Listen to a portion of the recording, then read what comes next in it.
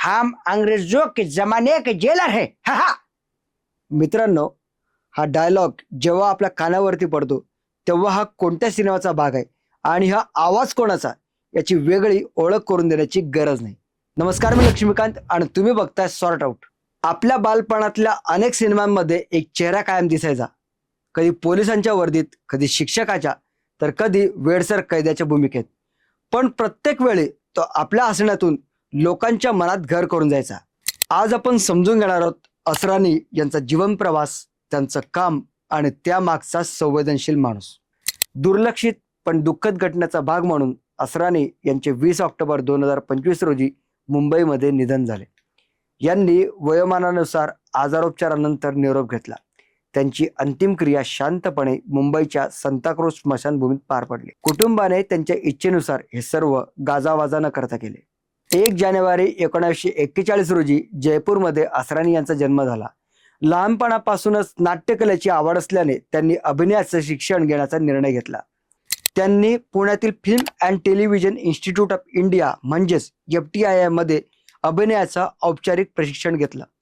पुढे मुंबईत येऊन त्यांनी हिंदी सिनेसृष्टीत आपले पाय खंबीरपणे रोवले. त्यांनी केवळ कॉमेडी पुरते स्वतःला मर्यादित ठेवले नाही, तर गंभीर, नकारात्मक आणि भावनिक भूमिका देखील जबरदस्तपणे साकारल्या. त्यांच्या सुरुवातीच्या काळातले चित्रपट म्हणजे हरे रामा हरे कृष्णा, आज की ताजा खबर आणि चुप चुप के यांनी त्यांना प्रेक्षकांच्या मनात वेगळं स्थान मिळवून दिलं. परंतु असरानी यांना खरी लोकप्रियता मिळाली ती शोलेमधील जेलरच्या भूमिकेमुळे. त्या एकाच सिनेमात त्यांनी दाखवलेला वेडेपणा, विनोद आणि टायमिंग आजही लोकांच्या चेहऱ्यावर हसू आणतो. त्यानंतर ते चित्रपट जसे की छोटी सी बात, आपकी कसम, रोटी, अमर अकबर अँथोनी, गोलमाल, दिल है की मानता नहीं, जो जीता वही सिकंदर आणि हेराफेरी यांनी त्यांना सदैव जिवंत कॉमेडियनची ओळख करून दिली.